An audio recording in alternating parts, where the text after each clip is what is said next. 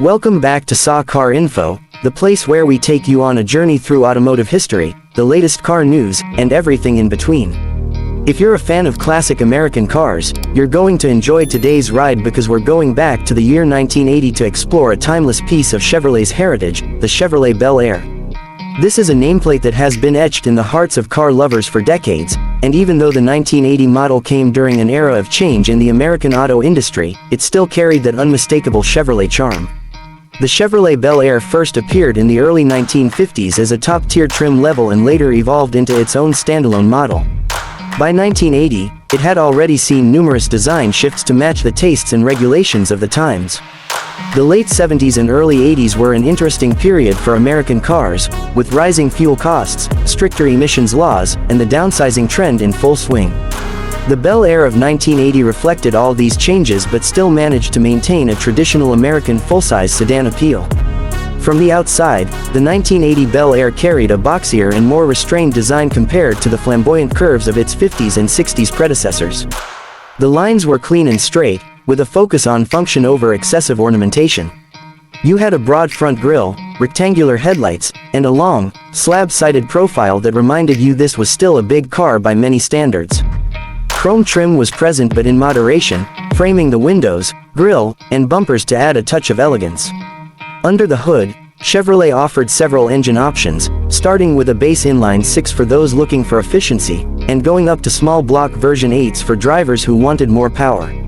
While the horsepower numbers of 1980 weren't as wild as the muscle car era, these engines were smooth, reliable, and built for long-distance comfort cruising.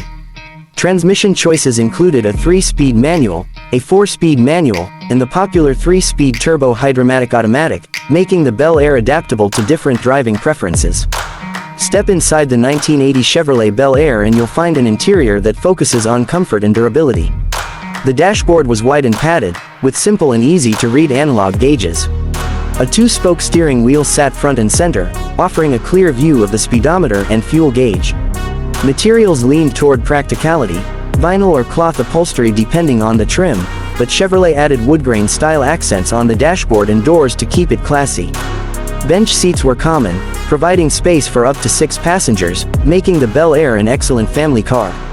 The ride quality was one of its strongest points.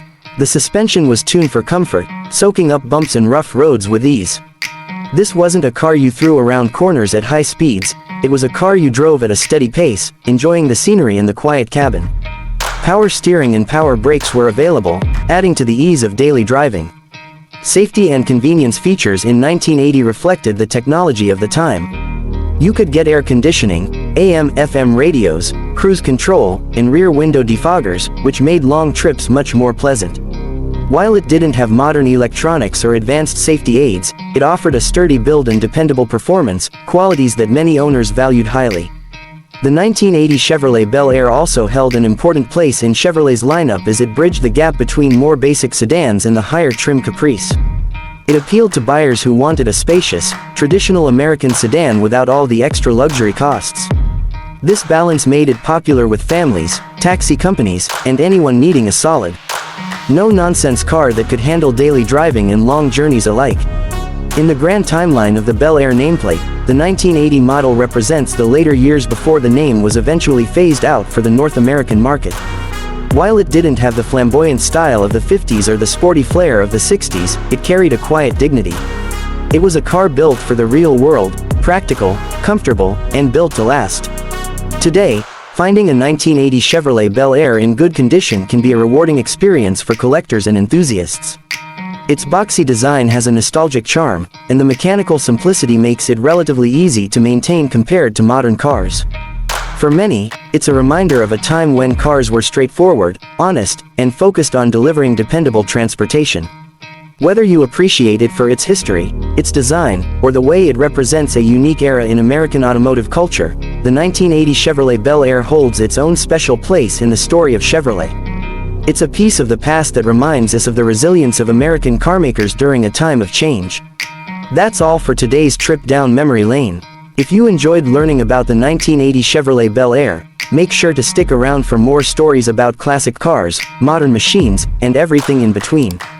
Here at SAW Car Info, we bring the automotive world right to your screen. Thanks for watching, and we'll see you in the next video.